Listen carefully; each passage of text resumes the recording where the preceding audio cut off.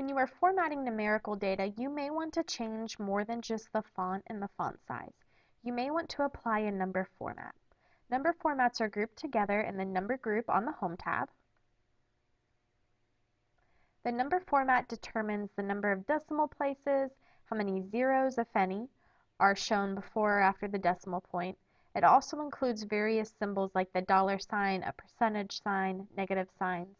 When you change the format of the cell, it doesn't affect the value that is stored, or it doesn't impact any calculations that you have done.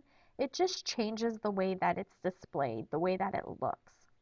When you're looking at the number group, there are three quick formats. The first one is the accounting number format. This includes a decimal point with 2 decimal places, a thousands separator, which is the comma, and it has the $sign, and that is aligned on the far left of the cell. The second one is the percent format. This includes a percentage sign and no decimal points.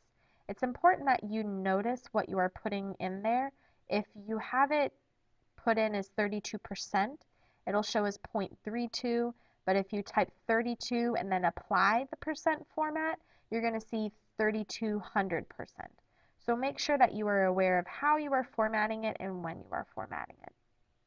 The third one is the comma style.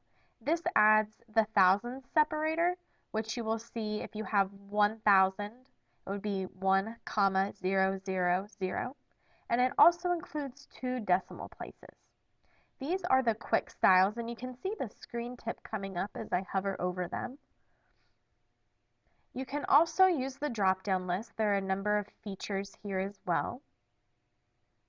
Currency is very similar to the accounting format, but instead of having the $signs left aligned on the far left the whole way down, it keeps it just to the left of the data.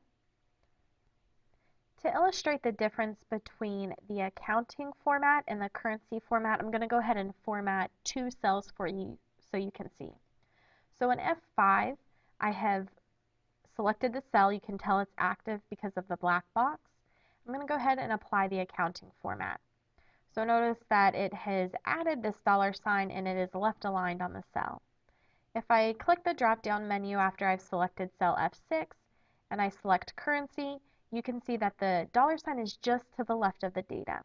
Now, formats can be applied in a group. So if I select all of F5 through F12 and I want them to go ahead and have the accounting format, I can click that and all of those cells have been formatted appropriately. Again, formatting can be changed after you have set something that's not set in stone. As you're going through and you're following instructions in the textbook, make sure that you are reading carefully and you have selected the appropriate format that it has requested.